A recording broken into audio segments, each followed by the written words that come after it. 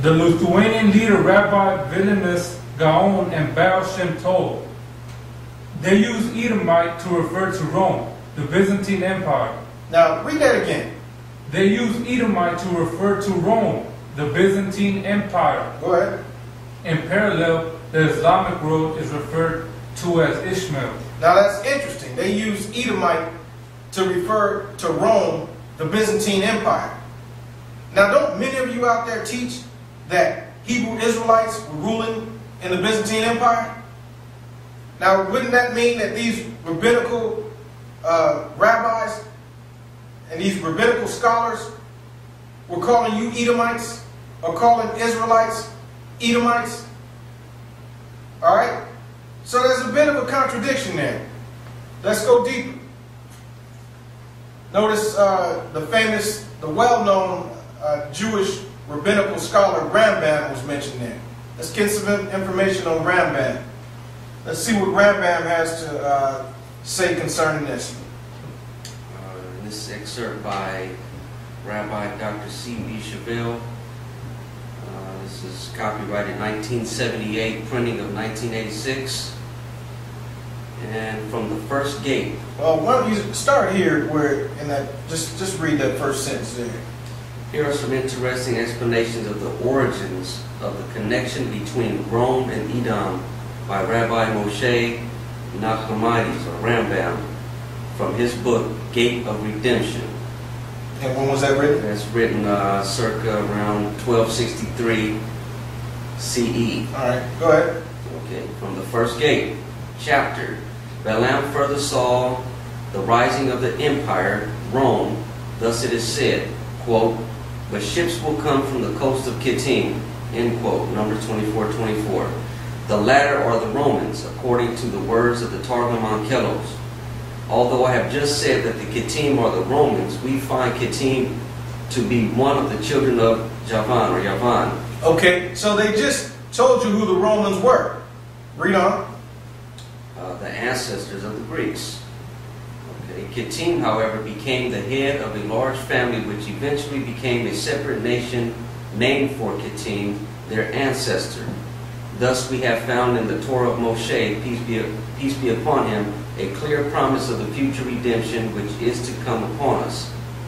From the third gate, we who rely on the opinion of our rabbis of blessed memory believe that we are presently in the exile of Edom, Rome, and that we shall have no respite from it until the coming of the Messiah. Obviously, they're not talking about the second coming of the Messiah. They're talking about the first coming. Go ahead.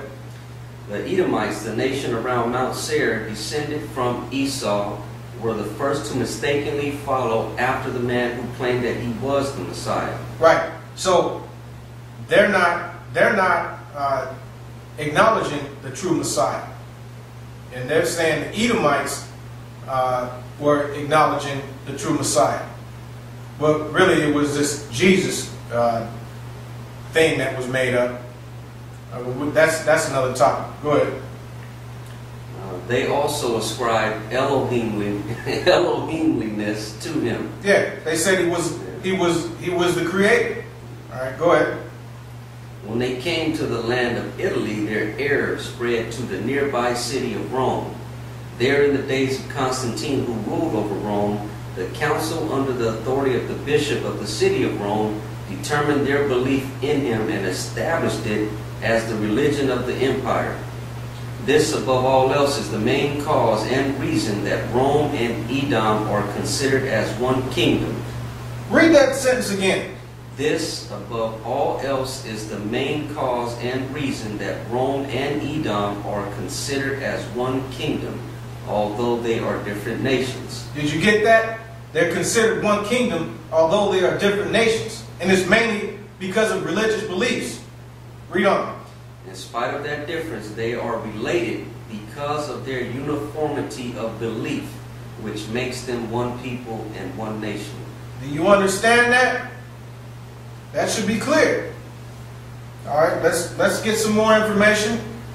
Let's bring out some more from the Jewish Encyclopedia under the name. Go ahead. Use of name.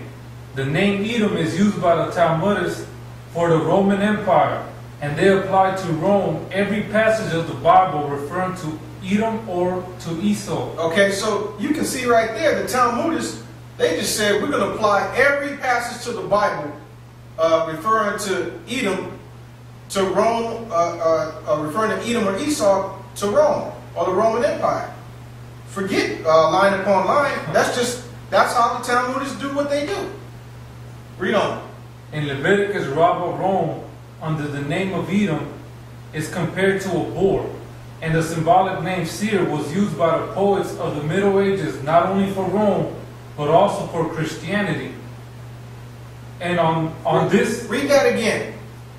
It says, in Leviticus, Rabbah Rome, under the name of Edom, is compared to a boar, and the symbolic name Seir was used by the poets of the Middle Ages, not only for Rome, but also for Christianity. It's used for Christianity.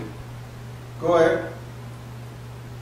On this account, the word Edom was often expunged by the censor and another name substituted. In place of Edom, the word Hazir was occasionally used, perhaps as a mere term of reproach.